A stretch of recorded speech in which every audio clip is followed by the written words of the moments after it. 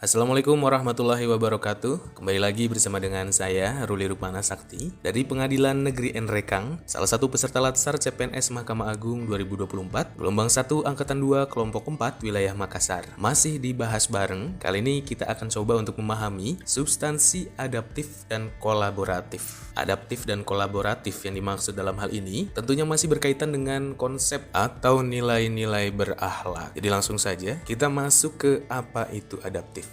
Mungkin yang sudah melihat bahas bareng sebelumnya sudah nggak asing ya, kita reminder saja. Adaptif atau adaptasi adalah suatu proses yang menempatkan manusia yang berupaya mencapai tujuan-tujuan atau kebutuhan untuk menghadapi lingkungan dan kondisi sosial yang berubah-ubah agar tetap bertahan. Hal ini dijelaskan oleh Robbins tahun 2003. Lantas bagaimana peran ASN untuk mewujudkan budaya adaptif itu sendiri? Nah, ada 5 cara yang bisa digunakan untuk penerapan budaya adaptif di lingkungan kerja atau satuan kerja sahabat. Yang pertama adalah dapat mengantisipasi dan beradaptasi dengan perubahan lingkungan. Hal ini tentunya dapat menunjang ya untuk penerapan budaya adaptif itu sendiri. Yang kedua adalah mampu untuk memanfaatkan peluang-peluang yang berubah-ubah. Lalu selanjutnya adalah mendorong jiwa kewirausahaan. Yang keempat terkait dengan kinerja instansi. Dan yang terakhir adalah memperhatikan kepentingan-kepentingan yang diperlukan antara instansi mitra, masyarakat, dan sebagainya. Sebenarnya kalau misalkan sudah melihat video sebelumnya, sahabat tentu nggak asing dengan 3 kode etik atau panduan perilaku adaptif itu sendiri. Tapi kita reminder lagi supaya kita lebih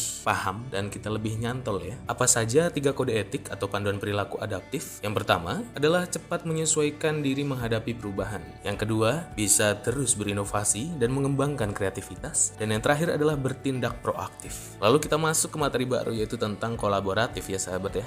Kolaboratif yang dibahas dalam hal ini tentunya mampu untuk berkolaborasi dari sisi kepemerintahan ya. Makanya kita juga nggak jarang menemui kata kolaboratif governance. Nah, di tahun 2017, Irawan mengungkapkan bahwa kolaboratif governance sebagai sebuah proses yang melibatkan norma bersama dan interaksi saling menguntungkan antara aktor governance.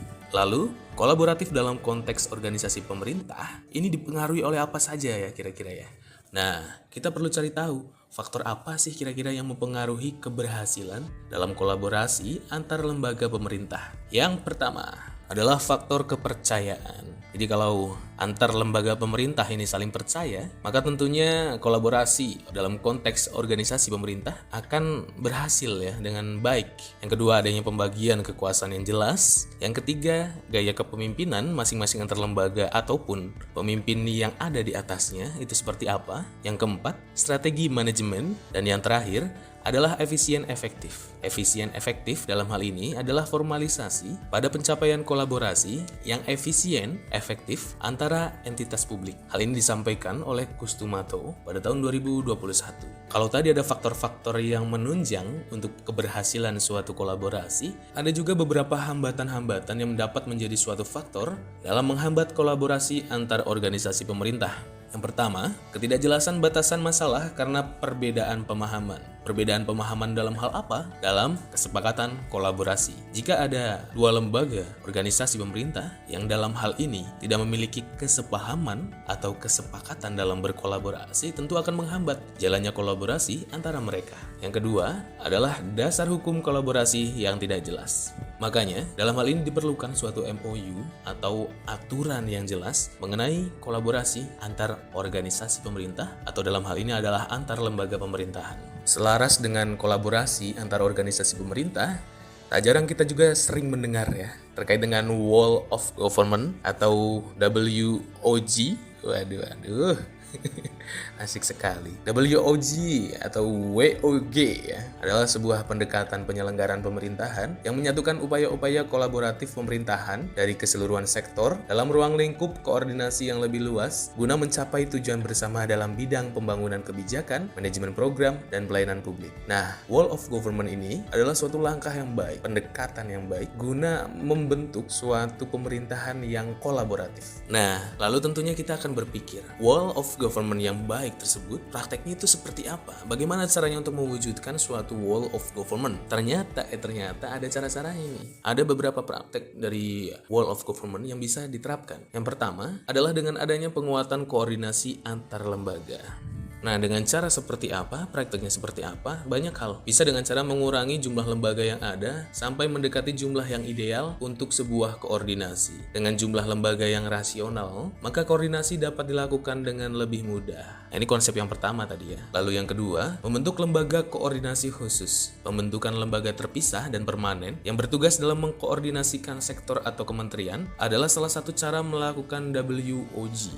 Yang ketiga, yaitu dengan membentuk gugus tugas. Gugus tugas merupakan bentuk pelembagaan koordinasi yang dilakukan di luar struktur formal yang sifatnya tidak permanen. Nah, yang terakhir, bisa dilakukan dengan cara koalisi sosial. Koalisi sosial ini merupakan bentuk informal dari penyatuan koordinasi antar sektor atau lembaga tanpa perlu membentuk pelembagaan khusus dalam koordinasi ini. Dengan keempat cara tadi, praktek wall of government bisa diterapkan asalkan adanya suatu kesepahaman atau kesepakatan yang tadi disampaikan dan sama-sama mengerti bahwasanya pemerintah yang berkolaborasi satu sama lain akan memiliki banyak manfaat dan mempercepat laju pelayanan prima yang dapat diberikan kepada masyarakat. Selanjutnya, kita akan membahas tentang 3 kode etik atau panduan perilaku kolaboratif. Yang pertama adalah memberikan kesempatan kepada berbagai pihak untuk berkontribusi. Jadi semuanya ikut aktif ini ya, karena dalam hal ini kan saling berkolaboratif gitu.